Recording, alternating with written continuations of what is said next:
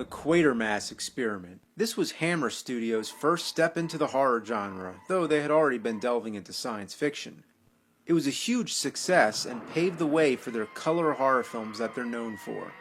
Yeah, Dracula Frankenstein. No wonder this one gets overlooked. I mean, what is Quatermass anyway? A monster, a planet, a supernatural element of some kind? Well, no, it's the name of the main character. A scientist who builds rockets for colonization of the moon. The title isn't too catchy, is it? Well, in the US, it was called The Creeping Unknown, probably because American audiences didn't know the Quatermass experiment was originally a 1953 BBC television show that was very popular in the UK.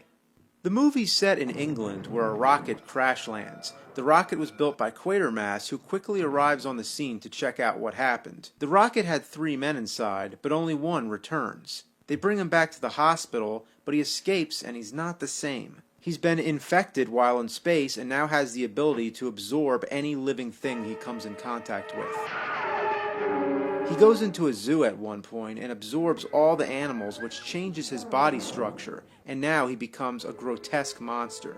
A fungus-like growth appears on his hand until the growth creeps all over his body, consuming him until he's nothing but a living fungus creature. Quatermass discovers that not only is his rocket ship pilot now an alien monster, but that he's going to start reproducing and spreading the alien creatures all over the world.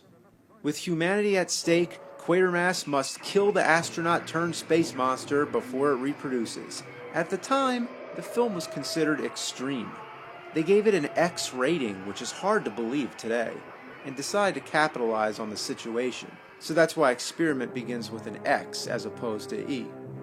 In the 70s, Hammer certainly never had any problem with adult material, I can tell you that, but that's another story. Like I said, this film was a huge success, and because of that, the studio was eager to do more content in the same vein. They dropped their next planned production, King Charles and the Roundheads, and immediately began production on a sequel, Quatermass 2.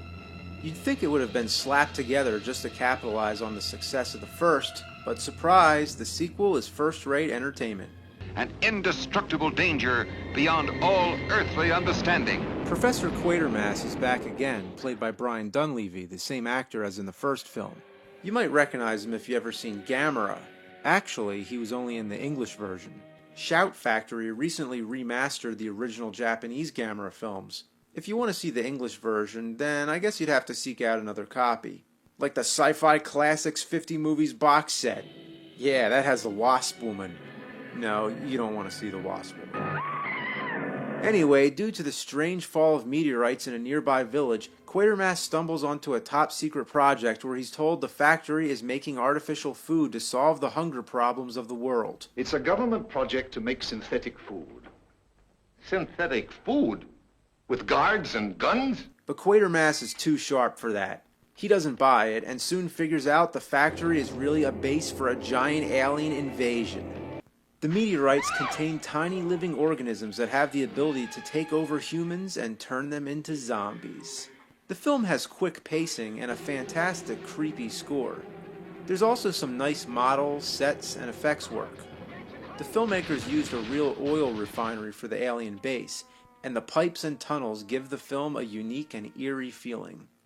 A friend that accompanies Quatermass to the plant gets caught in one of the artificial food processors. He comes out looking like he just fell into a septic tank. Ew. And we find out that they are indeed making food at this place, but it's food for aliens, which is deadly to humans. This is the food, and it burns. You lie here, I'll go. No, don't touch me. It's all part of a government conspiracy. Quatermass wants to check out this factory and determine what's going on because he knows there's something that's just not right about the place. And of course we find out that's true, but along the way the government does everything they can to thwart his efforts. They cut his funding for his rocket program and don't want him involved. We feel for him because we know he's right. He's more heroic here than in the first movie. He's one man fighting against not only the space aliens, but the people in power who run our lives. Then we have the villagers who are opposed by the soldiers. At first they think Quatermass is out to get them and that he's full of crap. The villagers have been given work at this factory, but they've been told to keep their mouths shut or else they'll lose their jobs. They have no idea what's really going on inside this place, they just do what they're told.